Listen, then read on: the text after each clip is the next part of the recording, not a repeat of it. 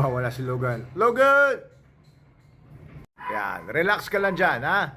Okay, may tanong kasi si Ma'am Zai. Eto tanong niya, Logan, no? So, sabi niya, Doc, need pa ba ulitin ang deworm? Kasi may lumabas daw ng mga worms dun sa dog niya.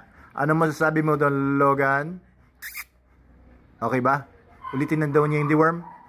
O pag puppies po talaga, kailangan po talaga ulitin yung deworming hanggang umabot siya na 3 months. Nagsisimula po yung deworming ng mga puppies from 2 weeks to 3 months at 2-week intervals. Okay? So magbibigay kayo ng deworming, no? Dapat vet ang gagawa nito para sigurado po yung dosage, administration at tama kung bibigyan ba niya o hindi.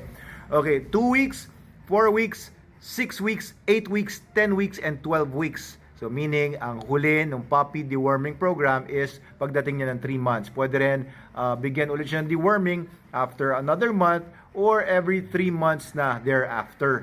Pero pag adult na po yung aso niyo or hindi na siya puppy, no, pwede niyo pa rin i-deworm, pa-deworm sa vet ninyo. Check muna ng vet ninyo kung may worms talaga o kung kailangan talaga siyang i-worm or i-deworm. Titignan muna niya kung may mga worm eggs yung poops niya. Gaya ni Logan. Come on, Logan. At adult na yung aso ninyo, hindi niyo na kailangan i-deworm yan every time kung kailangan lang. So, i-check ng vet ninyo kung meron talagang worms na yung aso ninyo.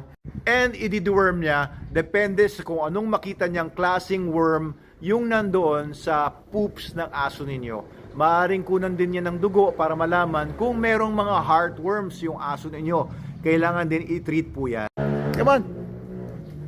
So, kung may worms yung aso ninyo, it could be roundworms, whipworms, hookworms, tapeworms, iti-treat po yan ang aso ninyo. Kung may lumabas po na worms po doon sa aso ninyo right after deworming, baka after mga 1 or 2 weeks, i-check ng vet ninyo kung nakuha na po lahat ng mga worms and maaaring i-deworm pa niya ulit or hindi na. Depende sa makikita niya sa kanyang mikroskopo o mikroskopo. Ayan. So, keep your dogs healthy by removing or eradicating yung mga parasites like worms.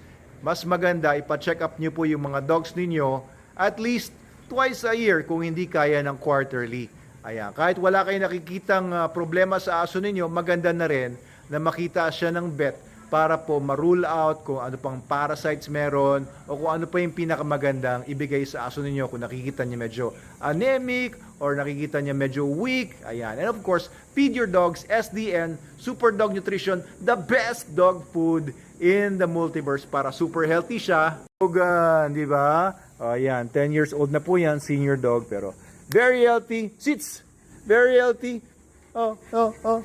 And very nice yung coat niya. Diba? So, ano yan?